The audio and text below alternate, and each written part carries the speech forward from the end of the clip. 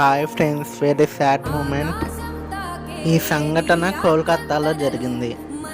ఇలాంటి స్థితిలో ఉంది మన ఇండియా. ఇలాంటి పరిస్థితి ఎవరికి రాకూడదు అన్న ప్రతిసారి ఇలానే జరుగుతుంది మన ఇండియాలో.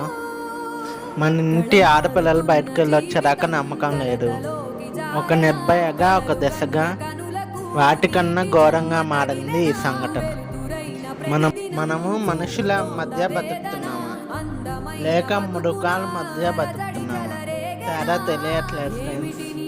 ఇలాంటి వాళ్ళని జంతువులతో పోల్చుకుందామా ఫ్రెండ్స్?